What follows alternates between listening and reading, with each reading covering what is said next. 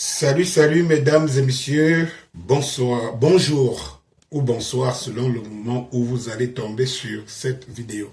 Danny Scorpio, c'est moi. Permettez-moi de faire un petit retour au Cameroun.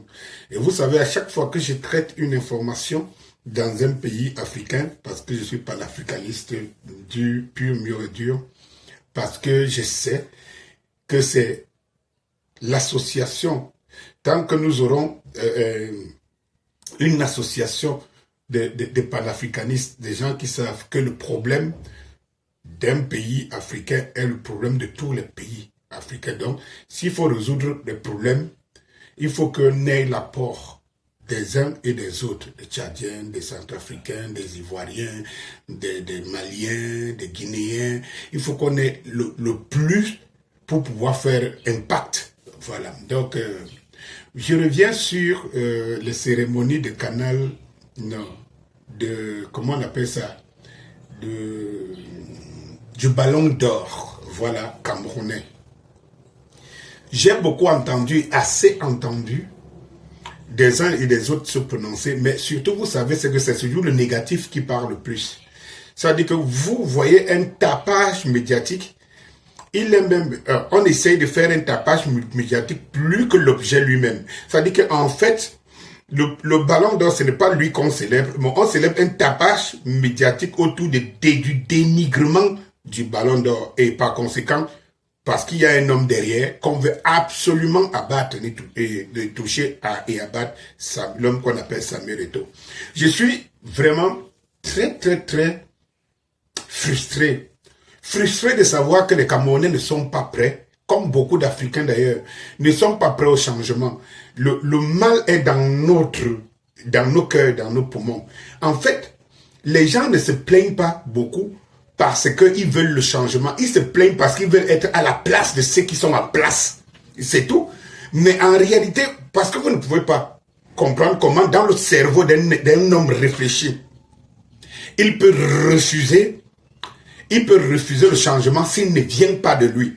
Et remarquez bien, tout se confond à ce niveau-là. C'est-à-dire que vous voyez des gens qui s'expriment, c'est-à-dire que rien ne peut venir, rien ne peut être bon sur les autres. On ne peut rien apprécier des autres si ce n'est sur soi-même. Voilà. Donc, on s'est érigé comme ça en une guerre de ping-pong où la raison ne prime pas, où le patriotisme ne prime pas, où le nationalisme ne prime pas, où la valeur de l'autre n'est pas plus importante. La chose n'a de valeur que si c'est moi qui la tiens. Voilà. Comment pouvez-vous expliquer que 30 ans plus tard, après le ballon d'or, j'ai vu des gens sortir des affiches de ballon d'or, entre guillemets, c'était pas le ballon d'or, mes chers amis, c'est, je peux dire, une usurpation de nom, ou bien comme nous sommes dans un pays où tout le monde peut faire n'importe quoi, une société pour primer des joueurs, faire son sponsoring, décide de mettre d'écrire là-dessus ballon d'or. Mais ce n'est pas sa responsabilité ni son devoir. Je voulais dire 30 ans plus tard, et lorsque nous savons que tous les ballons d'or camerounais d'avant, beaucoup les ont découverts pour ceux qui ont vu, parce que en fait nous parlons d'une période où certaines personnes n'ont pas vécu ce dont on parle. Vous voyez très bien que lorsqu'on parle de 30 ans plus tard, vous allez vous rendre compte que la génération, les trentenaires n'ont rien à dire du ballon d'or parce qu'ils n'ont rien, ils ne connaissent absolument rien. Et comme nous sommes dans une société, la société africaine, où les jeunes ne cherchent pas trop, ils ne s'occupent pas, ils n'ont pas de passé. Et ils veulent construire une vie, un futur sans passé. Parce que c'est la problématique de l'Africain, du jeune Africain. Lui, il veut toujours construire le futur sans passé. Alors qu'on sait que c'est le futur qui construit le présent et du présent construit le futur.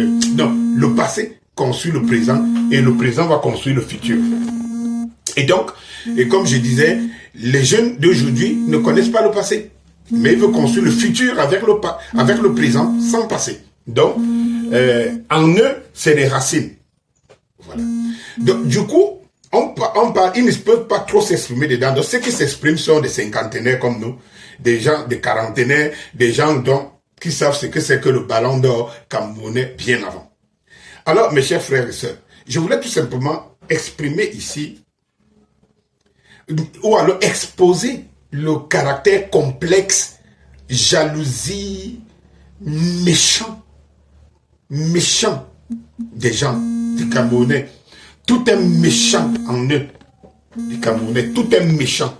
Nous sommes un poumon de l'Afrique centrale en termes de démographie, en termes de tout. Nous sommes un poumon. Et dans ce poumon-là, oh là là, nous sommes un poumon. Mais nous ne valons rien. Nous sommes comme un géant au pied d'argile. Tout simplement parce que ce qui est essentiel, ce qui fait la valeur sociétale, nous nous intéressons moins. On est individualiste, on s'intéresse qu'à nous. Et ça s'exprime. C'est pour cela que le Cameroun est un pays, un géant au pied d'argile et une entorse à l'évolution de l'Afrique tout entière. Il faut le dire. De l'Afrique centrale en particulier et de l'Afrique tout entière en général. Vous ne pouvez pas comprendre que les gens ont des esprits aussi tordus où ils essayent de faire un frein à tout ce qui peut marcher. Vous avez Eto'o, une légende du football mondial, qui prend la tête de l'Afrique à foot. En une année, réalise ce que c'est lui le précédent. Je ne parle pas du précédent, je parle du précédent. Njoya n'a pas pu réaliser durant tout un mandat ou bien 2 mandats. Mais on entend plus de critiques sur des gens qui ont vécu l'époque de Njoya, avant l'époque de Njoya, Tombi Aroko, avant Tombi Aroko et tout ce que vous connaissez. Mais, et donc on vous parle du ballon d'or depuis 30 ans, qui n'a pas été, qui n'a pas été célébré. Mais vous voyez des gens qui ont une critique violente de ceux qui osent faire revenir, non seulement qu'on revienne à la situation qu'on était il y a 30 ans. C'est-à-dire que l'objectif ici, c'est que Samuel Eto'o est en train de faire revenir et quelque chose. D'abord, on se positionne d'abord de là où on est parti. On a dégringolé depuis 30 ans pour pouvoir émerger. Et quelqu'un en une année nous repositionne au niveau où on était depuis 30 ans. Avant, il y a 30 ans. Le niveau du football, dont les Camerounais qui ont 30 ans n'ont pas connu. Mais c'est lui qui reçoit des critiques les plus violentes de tous. Mais qu'est-ce que veulent les Camerounais finalement? Mais je crois comprendre ce qu'ils veulent finalement. C'est qu'ils sont aigris, ils sont complexés. Comme je l'ai dit à l'entame de mes propos, c'est que tout pour eux, rien pour les autres. Tout ne peut être bien que si ça sort de leur camp. Alors, du coup, ils ne sont pas là pour servir la nation, ils sont là pour se servir.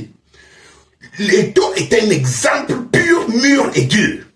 Ça veut dire qu'en fait, vous ne pouvez pas comprendre que ceux qui en... Quelqu'un organise cérémonie du ballon d'or. On dit non, c'est à sa gloire. Donc, il aurait dû ne pas organiser. On serait resté comme ça plairait à ces gens. Il ne le ferait pas. Qu'il ne serait plus là demain, on dira dans 2 ans, dans 3 ans, quand il est venu là, est-ce qu'il a fait? Il fait à sa gloire.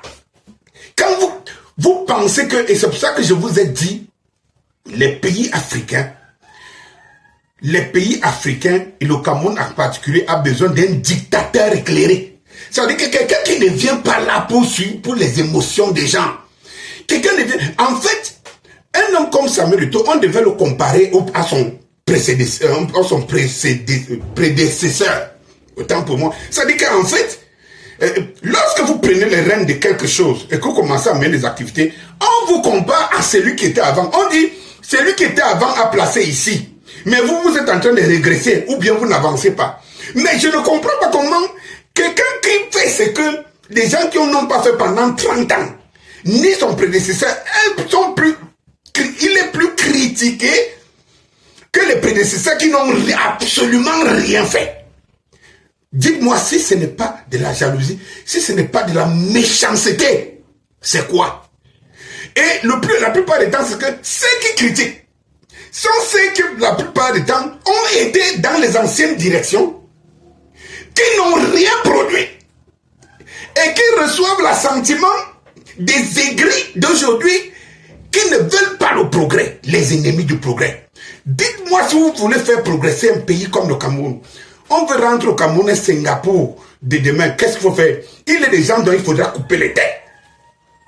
Il faudrait être un dictateur pour amener, pour créer un Cameroun, ça dit que vendable, fier de soi. Parce que si vous ne regardez que les individus, ah non, ah non, ah non. Je vous ai pris un exemple tout court et simple. On sait que généralement quand on critique quelqu'un qui a la gestion de quelque chose, on établit le rapport entre ce qu'il a trouvé et où il va. Mais je ne comprends pas qu'on a trouvé un fossé. Vous voyez quelqu'un comme Samuel Eto'o, légende de football qui mériterait d'abord même respect. Ce n'est pas n'importe quel individu ou quelqu'un qui devrait prononcer Samuel Eto'o n'importe comment. Ça veut dire que ça se passe un peu comme ce qu'on voit aujourd'hui, Poutine, la Russie et des petits pays autour. Comme il avait parlé il avait dit à Sarkozy, mon pays est comme ça, ton pays il est comme ça, je l'écrase en quelques heures. Et tout. Vous voyez des petits individus qui viennent singer un des maîtres du monde, quelqu'un qui s'oppose à 53 armées au monde.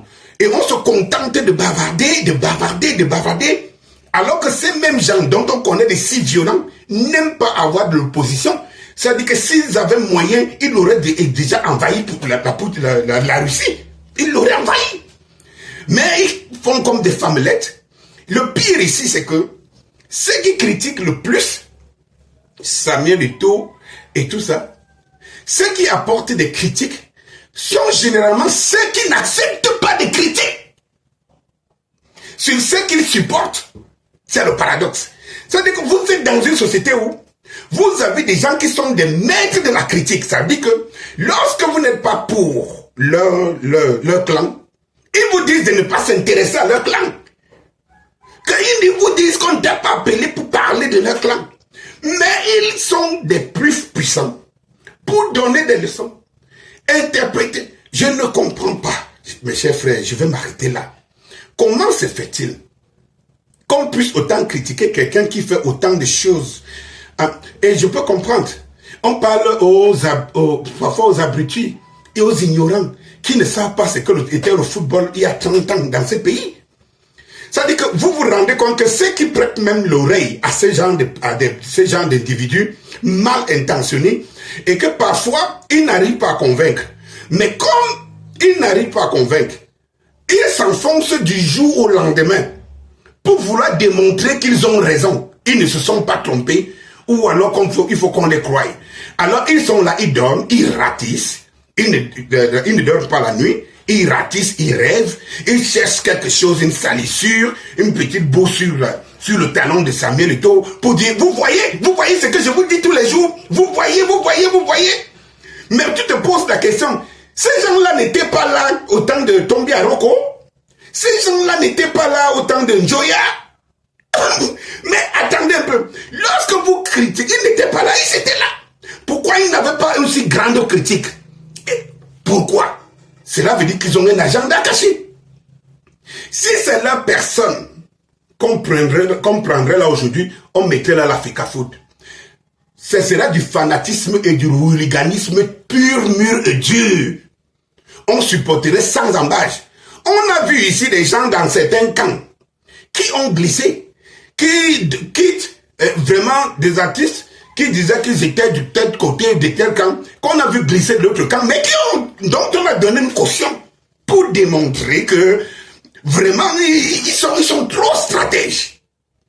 Mais tant qu'il fait revenir le ballon d'or, je vais vous rappeler ici, pour clôturer, que le ballon d'or, quand vous commencez à monter une structure, il est d'abord, ce n'est pas les acteurs qui sont pas très connus qu'on met au devant de la scène pour vendre. C'est d'abord des gens, des personnes qui sont vendables. Donc vous créez une structure, vous voulez vendre une structure.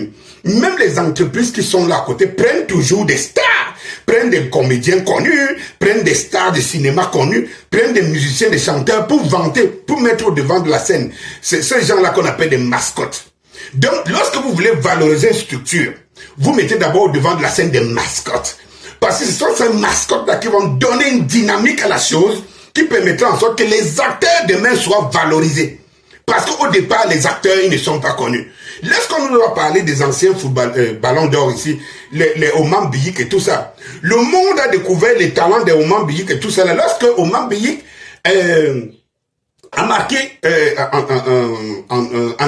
en Coupe du Monde, contre 86, contre l'Argentine qui était détentrice de la dernière Coupe du Monde, et contre le meilleur joueur du monde, Diego Armando Maradona. Mais il y a beaucoup de gens qui ne pouvaient pas, parce qu'en réalité, le monde est dynamique et dans la communication.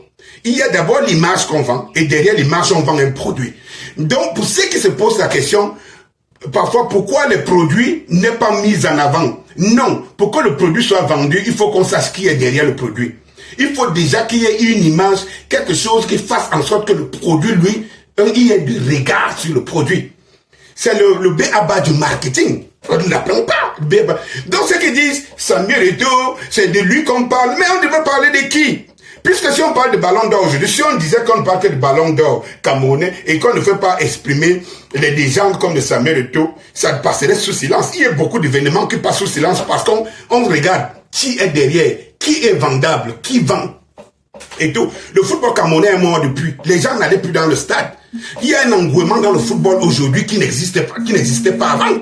Et donc, du coup, les gens ne peuvent même pas savoir, en dehors du milieu du football, les gens ne peuvent même pas savoir qui exactement, s'il y a un meilleur joueur ou pas. On a même du mal à connaître le nom des joueurs, des Camerounais qui évoluent sur place.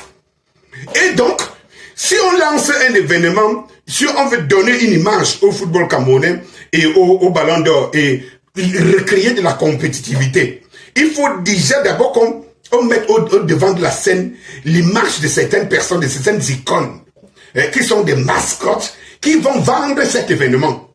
À partir de ce moment, il y aura des caméras braquées et non seulement la compétitivité va faire en sorte que chacun se constitue un public et voilà, et qui va donner la dynamique aux acteurs de demain. Et tout. Parce qu'en réalité, qu'est-ce que le ballon d'or si on ne sait pas déjà d'abord qui joue au football? Donc, du coup, je ne comprends pas comme cette cabale qui tourne autour des gens qui rêvent d'être à la place de ceux qui sont en place uniquement. Et c'est pour cela que je me suis désolidarisé. Je me suis désolidarisé de certains camps.